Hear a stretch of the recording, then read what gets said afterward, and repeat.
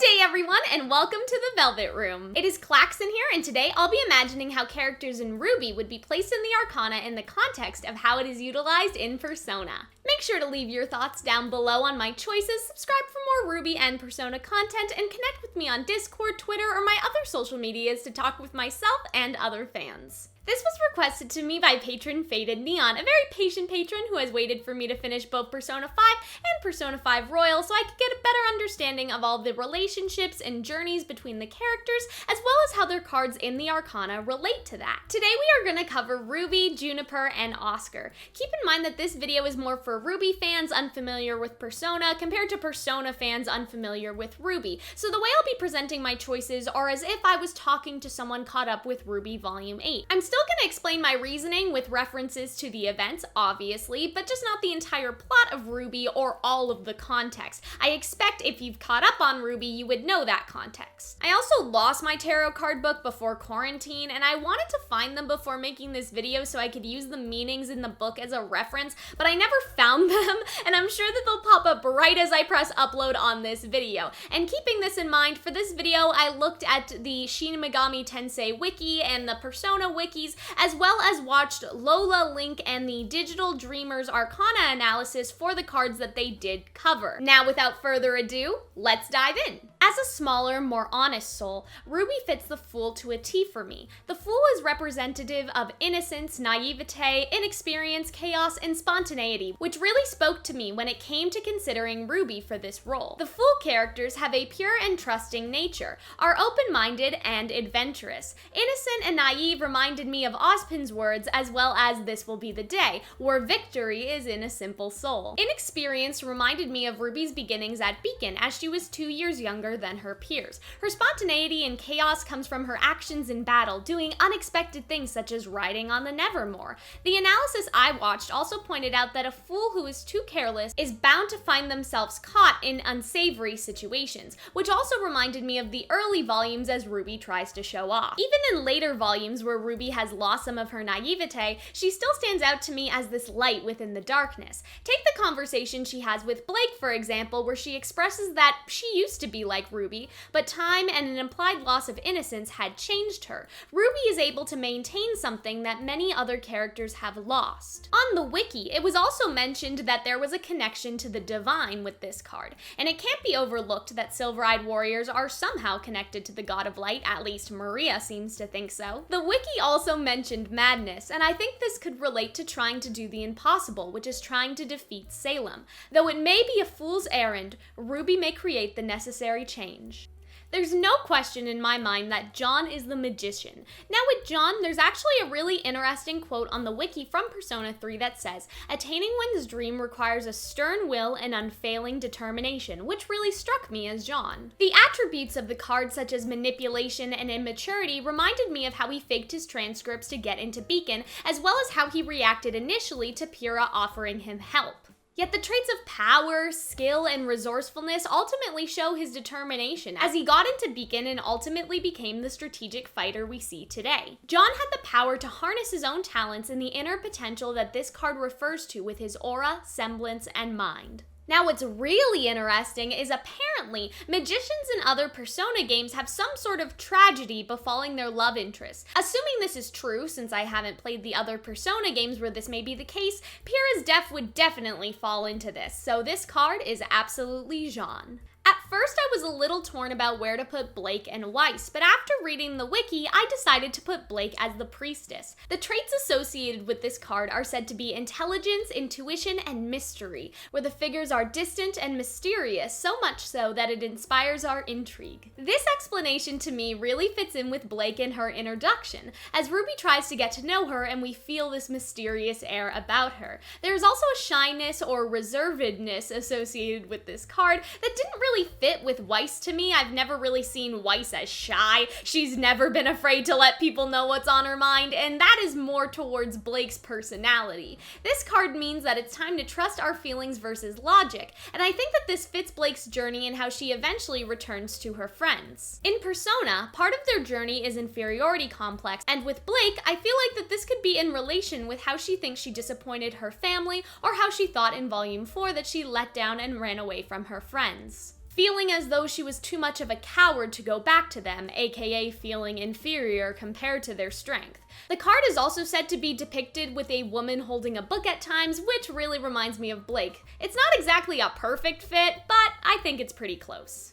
The Empress is described as stable yet emotional with a lot of power, elegance, and prestige in the Arcana analysis, and so I thought it would make perfect sense for Weiss to go here. A lot of people also point out that the members within this Arcana have a regal presence and a lot of responsibility to go along with it, which definitely reminded me of Weiss and her status as a Schnee. It was also pointed out how in the context of Persona, the character with this social link may have forced political or business relationships, which again reminds me of Weiss, not necessarily romantically, but in the context of her father and the Schnee Dust Company. The wiki also included motherly as one of the traits of the members of the Arcana, and this reminded me of Weiss and the conversation she has with Yang in Volume 5, where she opens up about her own anxiety while comforting Yang. I think that Weiss is definitely the mom friend before this point, as well as there are scenes in Volumes 1, 2, and 3 which shows Weiss's mom-type personality. For example, Weiss making RWBY coffee or taking over the planning of the dance is the very type A mom friend personality. Creativity being associated with this card reminded me of Weiss's glyphs, and in-game the personas themselves are apparently ice-based a lot of the time. Topping it off with the characters being cold-hearted in personality at the start, and Weiss being known as Ice Queen before her more caring side comes out, I think that makes her a perfect fit. I decided to put Ren in Emperor since some traits associated with this card are clear thought, rational decision-making, hard work, and dedication. They are also a bit out of touch with their emotions and can also be hot-headed at times, and I think that this especially describes Ren's journey in Volumes 7 and 8. Ren being out of touch with his own feelings is super important for his relationship with Nora, and his hard work and dedication can be seen in his training and his desire to be ready. The wiki says that the Emperor symbolizes the desire to control one's surroundings, which I think fits really well with Ren's semblance of being able to hide the human characters from Grimm through his semblance of calming down emotions. And if these characters do have a hard time understanding their own feelings or the feelings of others, Ren's semblance obviously evolves to be able to read others' emotions. I think that this quote from Persona 3 actually fits in really well with Ren, since it says, "Only courage in the face of doubt can lead one to the answer." It kind of reminds me of Ren's dad saying that sometimes the worst action is to take no action of all, which in my opinion is because of a lack of courage. The reason why you do not want to take action is because you're scared that by taking that action, you'll somehow disrupt the status quo of your own life. You'll somehow put your comfort in jeopardy by standing up, in a sense. And this goes to Ren being courageous later when saving Nora as a child. Not only does he finally take action, but in the face of doubt, it can only lead to one answer. And in this case, the doubt would be, there's no way that we can get away from this Grimm, right? But instead of thinking about that, Ren is courageous, stays with her, and his semblance evolves to save them both. Or at least, that's how I see it. So I think that ultimately, this card is a pretty good fit for Ren. For Nora, I decided to put her in Lovers. On the wiki, a common trend that was noted was that individuals in the Lovers Arcana are cheerful, spirited, and have an emphasis on social interaction, which I took to mean extroverted, and I think that sums up Nora pretty well. In one of the videos I watched, they noted how within the game, many of them question their intended role and who they are, which reminded me of Nora's identity crisis in RWBY Volume 8 specifically, such as not knowing who she is without Ren. It also mentioned following one's heart and emotions before logic, which I think is a nice contrast to Ren's more logical and rational card. And that is kind of the source of a lot of their conflict as well, the more emotional side versus rational side. In Persona 5, the Lovers card ends with a reconciliation of a relationship. In this case, it is An and her friend Shiho. I feel like that's exactly what happened with Nora in Volume 8 with Ren. Ren and her relationship was repaired, and now it's just about Nora continuing to find herself. For all these reasons, I think that Nora fits perfectly in this card. If it's not uncommon for Chariot characters to be short-tempered or aggressive, it's not really a surprise that I put Yang in this Arcana. Videos describe this Arcana as being confident, outspoken, but a little pig-headed and prone to outbursts. Something that really spoke to me as I was researching was one video saying that they find themselves in totally avoidable pinches because of their reckless behavior. And this reminded me of how Taiyang talked to Yang in Volume 4 about going through obstacles and how that contributed to her losing her arm. But if this Arcana is about overcoming hurdles and emerging victorious, in the context of Yang's growth, she overcame her previous recklessness by defeating Adam. All in all, I think that this card makes a lot of sense for Yang. In the face of disaster lies the opportunity for renewal, according to a character in Persona 3. This is why I put Oscar in the Hanged Man Arcana, because of his connection to Ozpin and how Ozpin's renewal was reincarnation, and the disaster was him being killed by Cinder. Notable for being caught in between two extremes or stages, this reminded me of the duality between Oscar himself and then being caught between Ozpin and the rest of his past histories. It is said that the hanged men will put themselves in painful situations in order to bring a better future, accepting the current situation and making steady progress. Though Oscar didn't necessarily have a choice given the fact that Ozpin kinda just popped in his head one day, I do think that Oscar ultimately did decide to leave his quiet life behind and has grown into being the next Ozpin. But he's also a lot more than that. He is everything that Ozpin has wanted to be, but couldn't be because of how much time Ozpin has spent on this earth.